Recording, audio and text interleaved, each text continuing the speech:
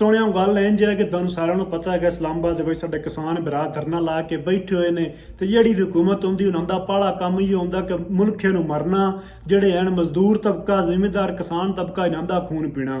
ਜਿਹੜੀਆਂ ਹੁਣ ਹੁਕੂਮਤਾਂ ਚੱਲਦੀ ਵੀ ਇਹਨਾਂ ਦਾ ਵੀ ਇਹੋ ਕੰਮ ਹੈਗਾ ਸਾਡੇ ਕਿਸਾਨ ਭਰਾ ਉੱਤੇ ਧਰਨਾ ਲਾ ਕੇ ਬੈਠੇ ਹੁੰਦੀਆਂ ਤਰਾਏ ਚਾਰ ਮੰਗਾਂ ਆਣਗੀਆਂ, ਬਾਲੀਆਂ ਢੇਰ ਮੰਗਾਂ, ਕੋਈ ਨਾ ਮੈਂ ਤੁਹਾਨੂੰ ਦੱਸ ਛੱਡਣਾ। ਪਾਲੀ ਉਹਨਾਂ ਦੀ ਮੰਗ ਹੈ ਕਿ ਸਾਡੇ ਬਿਜਲੀ ਦੇ ਬਿੱਲ ਮਾਫ ਕੀਤੇ ਜਾਣ। ਜਿਹੜੇ ਟੂਲਾਂ ਨੂੰ ਮੋਟਰਾਂ ਨੂੰ ਸਾਡੇ ਬਿੱਲ 2.5 ਲੱਖ 2-2 ਲੱਖ 3-3 ਲੱਖ ਇਹਨਾਂ ਬਿੱਲ ਪਾਇਆ, ਨਜਾਇਜ਼ ਬਿੱਲ।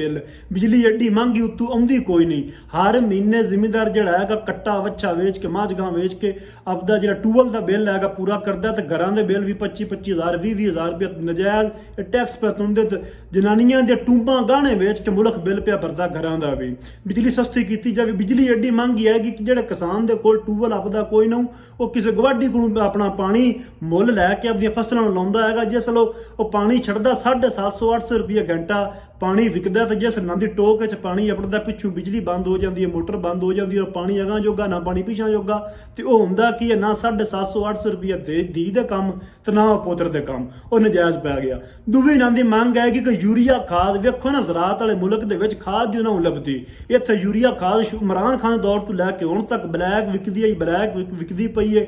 1800-1700 ਦੀ ਬੋਰੀ ਇਹਨਾਂ 2800 2500 3-3000 ਦੀ ਵੇਚੀ ਹੈ। 5-5 ਕਿਲੋ ਖਾਦ ਲੈਂਦੇ ਮੈਂ ਬੰਦੇ ਤਰਸਦੇ ਵੇਖਣ ਖਾਦ ਕੋਈ ਨਾ ਲੱਭਦੀ ਹੈਗੀ। ਖਾਦ ਇਹਨਾਂ ਨੂੰ ਪ੍ਰੋਵਾਈਡ ਕੀਤੀ ਜਾਵੇ। ਤੀਜੀ ਇਹਨਾਂ ਦੀ ਮੰਗ ਹੈ ਕਿ ਸਾਡੀਆਂ ਫਸਲਾਂ ਦੇ ਜਿਹੜੇ ਰੇਟ ਆਣਗੇ ਉਹ ਸਾਨੂੰ ਚੰਗੇ ਦਿੱਤੇ ਜਾਣ, ਹਾਲਾ ਸਾਡਾ ਮੁਆਵਜ਼ਾ ਮੁੜ ਕੇ ਆਵੇ।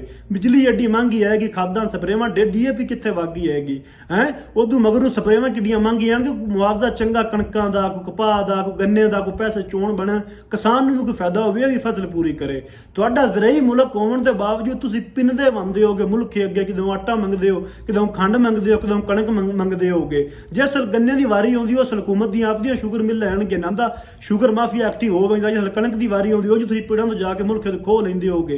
ਤੇ ਰੱਬ ਦਾ ਨਾ ਮੁਲਕੇ ਨੂੰ ਨਾ ਮਾਰੋ। ਤੇ ਜਿਹੜੇ ਆਵਾਮ ਸੁਣਦੀ ਪਈ ਨਾਨੂੰ ਮੈਂ ਆਖੂਆਂ ਗੱਲ ਇੱਕ ਕਿ ਸੁਣਿਆ ਚੜ੍ਹਦੇ ਪੰਜਾਬ ਤੇ ਬੜੇ ਤੁਸੀਂ ਗਾਣੇ ਕੀਤੇ ਆਣਗੇ ਆਨੰਦ ਕਿਸਾਨੀ ਧਰਨੇ ਤੇ, ਅਸਾਂ ਬੜੀ ਸਪੋਰਟ ਕੀਤੀ ਐਜ਼ ਏ ਪੰਜਾਬੀ ਵੀ ਸਾਡੀ ਕੌਮ ਹੈਗੀ। ਹੁਣ ਤੁਹਾਡੇ ਸਿਰ ਤੇ ਆਪਦੇ ਤੇ ਪਈ ਖੜੀ ਹੈ 20 ਤੋਂ 25,000 ਬੰਦਾ ਇਸਲਾਮਾਬਾਦ ਬੈਠਾ, ਨਾਨੂੰ ਕੋਈ ਚੈਨਲ, ਨਾਨੂੰ ਕੋਈ ਮੀਡੀਆ ਕਾਸਟ ਨੂੰ ਪਿਆ ਕਰਦਾ। ਵੱਡੇ ਵੱਡੇ ਉਰਦੂ ਗੁਲਾਮ ਗੰਦਾ ਮੀਡੀਆ ਕਰਾਚੀ ਦਾ ਇਹ ਭੁੱਕਦੇ ਬੰਦੇ ਨੇ, ਸਿਰਫ ਭੁੱਕਦੇ ਬੰਦੇ ਨਾਂਦੇ ਤੇ ਸਿਆਸਤਦਾਨਾਂ ਤੇ ਇਹਨਾਂ ਨਾਲ ਕੋਈ ਬੰਦਾ ਕਵਰ ਨਾ ਪਿਆ ਕਰਦਾ। ਆਪਦੇ ਸੋਸ਼ਲ ਮੀਡੀਆ ਤੇ ਵੀਡੀਓ ਸ਼ੇਅਰ ਕਰੋ, ਆਪਦੇ ਸੋਸ਼ਲ ਮੀਡੀਆ ਤੇ ਪੋਸਟਾਂ ਪਾਓ ਤੇ ਕਿਸਾਨਾਂ ਦੀ ਆਵਾਜ਼ ਬਣੋ। ਅਸੀਂ ਸਾਰੇ ਕਿਸਾਨਾਂ ਦੇ ਪੁੱਤ ਰਹਾਂਗੇ ਤੇ ਸਾਨੂੰ ਸ਼ਰਮ ਆਉਣੀ ਚਾਹੀਦੀ ਹੈ ਕਿ ਅਸੀਂ ਆਪਦੇ ਕਿਸਾਨੀ ਨੂੰ ਬਚਾ ਲਈਏ, ਆਪਦੀ ਜ਼ਰਾਤ ਨੂੰ ਬਚਾ ਲਈਏ, ਜਿਉਂਦੇ ਵਸਦੇ ਰਹੋ। ਤੇ ਹਕੂਮਤਾਂ ਨੂੰ ਤੁੰਨ ਕੇ ਰੱਖੋ, ਡੰਡਾ ਦੇ ਕੇ ਰੱਖੋ, ਇਹਨਾਂ ਨੂੰ ਪਿਛਾਣਾ ਹਟਿਆ। ਹੁਣ ਉੱਥੇ ਬੈਠੇ ਰਵੇ, ਹੱਕ ਲੈ ਕੇ ਉੱਠਣਾ, ਉਂਝ ਕੋਈ ਨਾ ਉੱਠਣਾ।